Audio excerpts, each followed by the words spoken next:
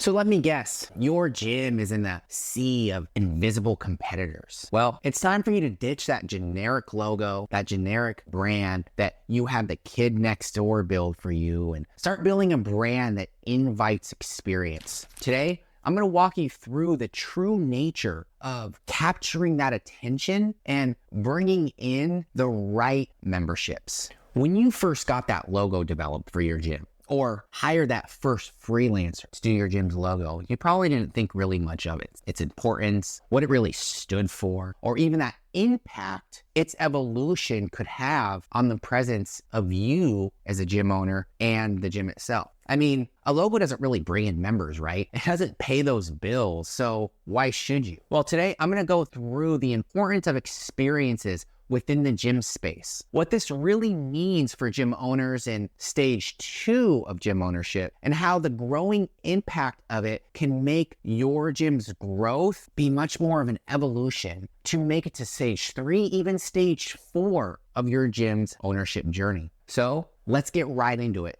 And if you don't mind, I want you to tackle that subscribe button along the way, hit that like, because we want to get this in front of as many leaders in the gym space as we possibly can, so that we can all start building our journey together. First, let me explain. I'm not here to bash freelancers. In fact, we do work with a few freelancers within our agency on countless projects, but most freelancers aren't really creative directors. They don't really have that creative side of them that's going to help you strategize your gym's growth. They're much more for just creating the asset. And this video isn't going to be about design trends or fundamental elements that you need to implement. Those are important. What this video is meant to do is guide you on the importance of branding and the time and place these types of strategies can come into play. So just to break it down a little bit, today we're going to talk about 3 things. One, which is kind of a trick because we're not, is your logo. Because a logo is really just that. It's a logo. If you were under the 500K year mark as a gym owner, a logo is really all you need. Go through, hire that freelancer. And this video isn't really for you. But if you want to keep watching, we will help you learn how you can expand maybe some of those limiting beliefs so that you can start taking your brand to the next level. The other 2 things we're going to talk about today, we're going to talk about visual positioning, how positioning really affects not just flow of your gym's growth, but the retention. We're going to go into, again, a little bit on online and offline experiences and how those can really affect your top line. We're going to start off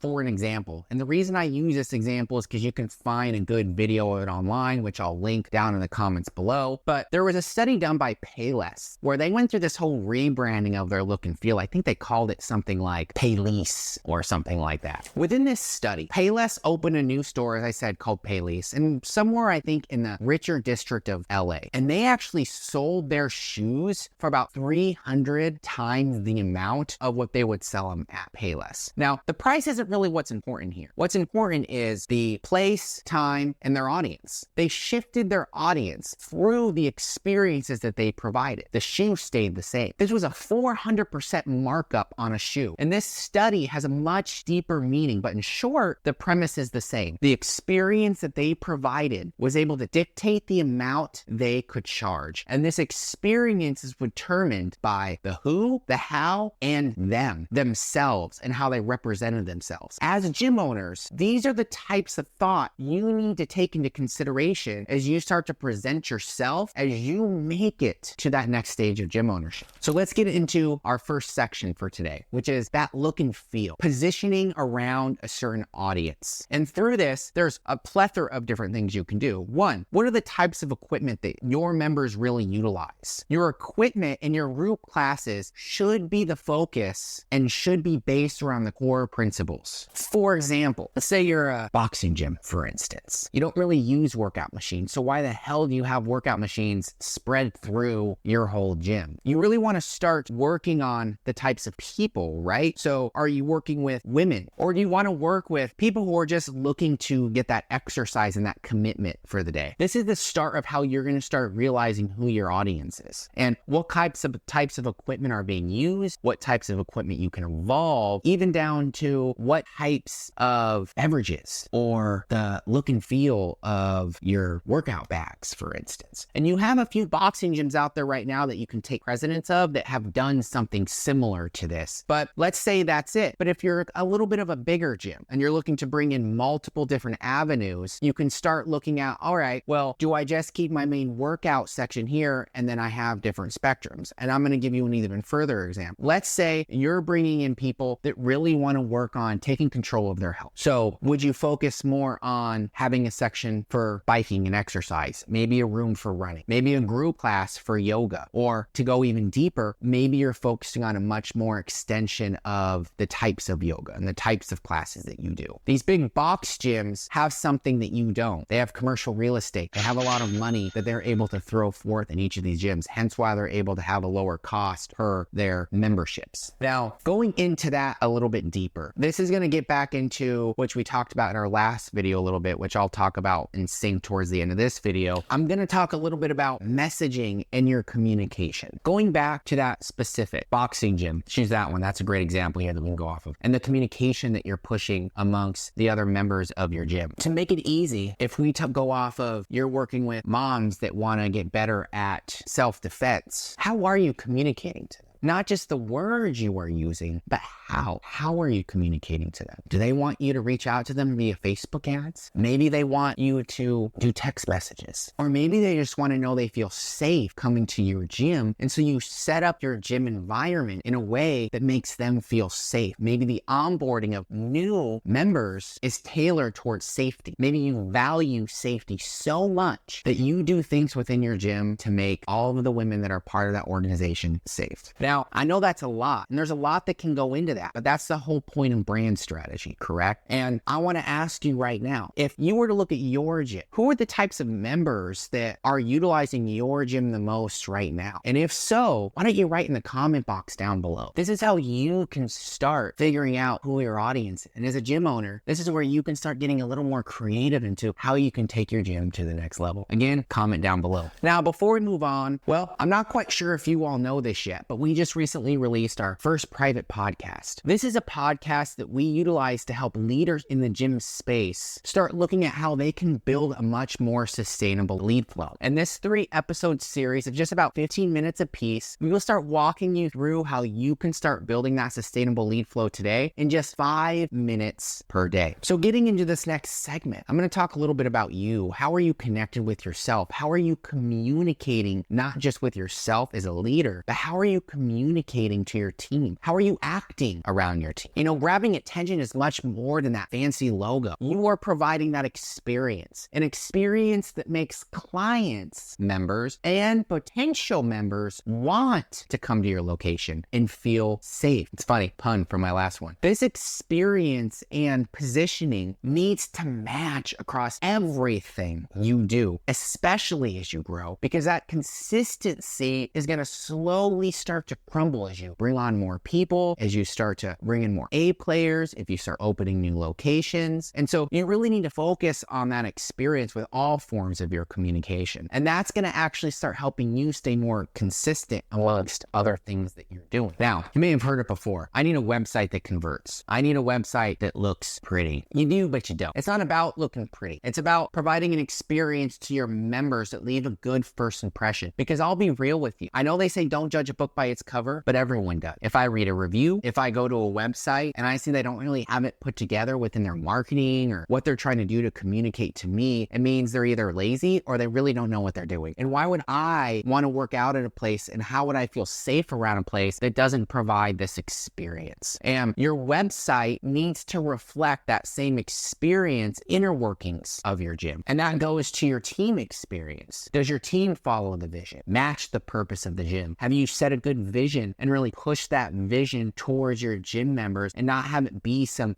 gimmicky word that you just throw up on a wall like integrity or innovation. Really utilize these in your everyday life and make sure you're utilizing this amongst your team, amongst the way you communicate and the way you promote your prospects coming into the door. And that leads to the interior of your gym. We talked about that equipment. Now let's talk about the interior. The interior of your gym is going to set so much presence on how many times people come to the gym, how they feel about going to the gym. Remember, working out, it's a place where people want to go and feel like they're working on themselves, their mental health, their mental capabilities. And if you're not providing an experience that makes them feel welcome, then why would they come? Now, this doesn't mean that you need to reinvent the wheel and spend 60 to 100K on redoing your gym, but I will say eventually you will need to, especially if you're starting off and you started off from bootstrapping. But what I'm saying is don't make it look like this generic garage full of gym equipment. Start building it up and making it look like a place where people can feel welcome. If that garage look is something that you like and is part of your overall ethos, go for it. But if it's not, start focusing on some of those other things that you can start bringing into the gym that are going to start making people feel more welcome and wanting to come to the gym. Now, before we go any further, why don't you tackle that subscribe button and like this video? We're really trying to get to as many leaders in the gym space as we possibly can. And so we really do appreciate you hitting that subscribe button, that like button, even leave that comment down below like I recommended earlier. Now, building past that valley of death period takes grit, it takes perseverance. And hopefully throughout this episode, we gave you some insights in how you can start